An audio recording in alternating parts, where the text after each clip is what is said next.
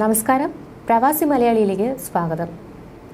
യുഎഇയുടെ വിവിധ പ്രദേശങ്ങളിൽ മഴ ശക്തി പ്രാപിക്കുന്ന സാഹചര്യത്തിൽ നിരവധി വിമാനങ്ങൾ റദ്ദാക്കിയതായി എമിറേറ്റ്സ് എയർലൈൻ അറിയിച്ചു.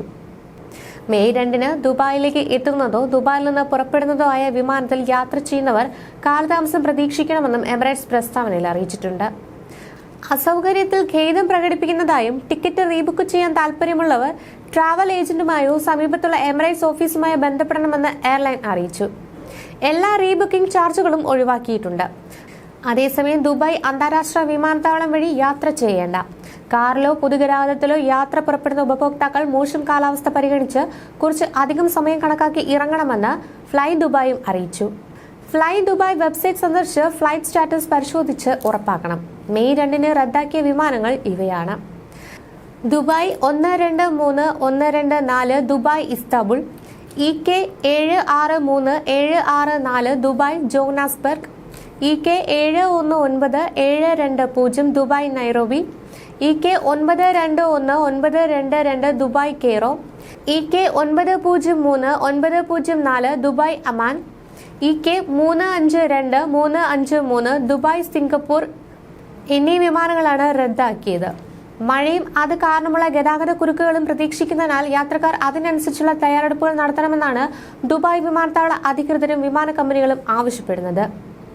ദുബായ് വിമാനത്താവളം വഴി യാത്ര ചെയ്യുന്നവർ നേരത്തെ സ്വകാര്യ വാഹനങ്ങളിലായാലും പൊതുഗതാഗത സംവിധാനങ്ങളെ ആശ്രയിക്കുകയാണെങ്കിലും അല്പം നേരത്തെ ഇറങ്ങണമെന്നും വഴിയിൽ ഉണ്ടായേക്കാവുന്ന തടസ്സങ്ങൾ കൂടി കണക്കിലെടുത്ത് അധിക സമയം കാണണമെന്നും അറിയിപ്പിലുണ്ട്. മോശം കാലാവസ്ഥ സംബന്ധിച്ച അറിയിപ്പ് ലഭിച്ചതുകൊണ്ട് തന്നെ ദുബായ് അന്താരാഷ്ട്ര വിമാനത്താവളം വഴിയും ദുബായ് അൽ മക്തൂം അന്താരാഷ്ട്ര വിമാനത്താവളം വഴിയും യാത്ര ചെയ്യുന്ന അതിഥികൾ അതിനനുസരിച്ചുള്ള തയ്യാറെടുപ്പുകൾ മുൻകൂട്ടി നടത്തണമെന്ന് അഭ്യർത്ഥിക്കുന്നു. ഗതാഗതക്കുരുക്ക് പോലുള്ള കാര്യങ്ങൾ മനസ്സിലാക്കാൻ തത്സമയ ട്രാഫിക് വിവരങ്ങൾ നൽകുന്ന സ്മാർട്ട് ആപ്പുകൾ ഉപയോഗിക്കാം. 1ഉം 3ഉം ടെർമിനലുകളിലേക്ക് വരുന്നവർക്ക് ദുബായ് മെട്രോ ഉപയോഗിക്കുകയും ചെയ്യാം എന്ന് ദുബായ് എയർപോർട്ട് വക്താവ് അറിയിച്ചു. യാത്രക്കാർ അതാത് വിമാന കമ്പനികളുമായി ബന്ധപ്പെട്ട് സർവീസുകളുടെ സ്ഥിതി പരിശോധിക്കണം. കാലാവസ്ഥ കാരണമായി ഉണ്ടാകുന്ന അസാധാരണ സാഹചര്യങ്ങളോ നീണ്ട ക്യൂവോ യാത്രയെ ബാധിക്കാതിരിക്കാൻ സാധാരണക്കാൾ അല്പം കൂടി നേരത്തെ ഇറങ്ങണമെന്നും അറിയിപ്പിൽ പറയുന്നു. ദുബായ് UAEയുടെ വിവിധ പ്രദേശങ്ങളിൽ മഴ ശക്തി പ്രാപിക്കുകയാണ്.